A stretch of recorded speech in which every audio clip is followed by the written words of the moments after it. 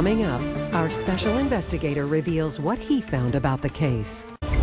Rosen versus Gaiman and Durham. Tenants are accused of destroying a rental property and are being sued for $5,000. Our special investigator reveals what he's learned about both sides now. To Art Harris, investigative producer. Art, make some sense of all this. What we've determined is that the rats didn't appear until the Gaimans moved into this place.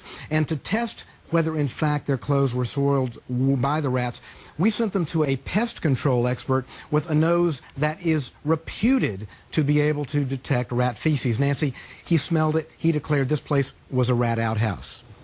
But beyond the rat... I've never heard that phrase before, a rat outhouse. Well, but there's a thing, Nancy, beyond the rats, our swift justice investigation has uncovered a rather smelly past of Walter Gaiman. He has a history of aggravated assault, domestic violence, threats, DUI, and more in at least 4 states over the last 17 years. Go ahead.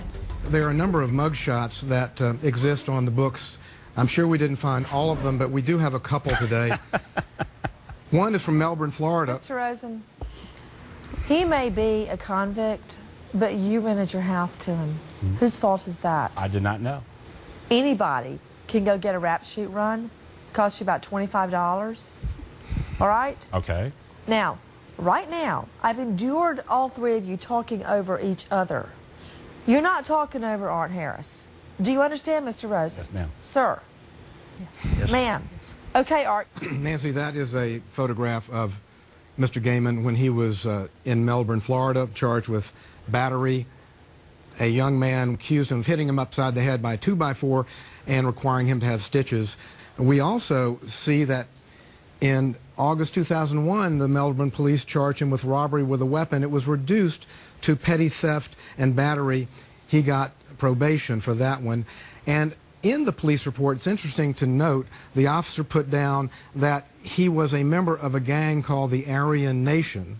These are white supremacists, Nancy, that the FBI calls very dangerous, domestic terrorists. And there's a reason that some people join gangs like that, Nancy.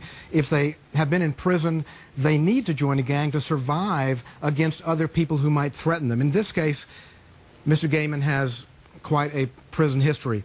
In Ohio, he was charged with rape and kidnapping in 1994. Was there a conviction?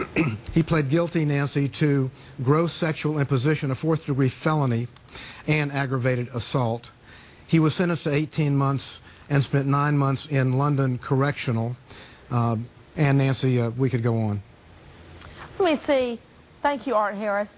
From what I see based on the evidence, the rats were not there before they moved in. The living conditions are filthy. You've got to clean up your act. For today, you owe him $5,000 cleanup, and that doesn't even touch what he's already put into it is $9,500, but that's the jurisdictional limit. Case closed.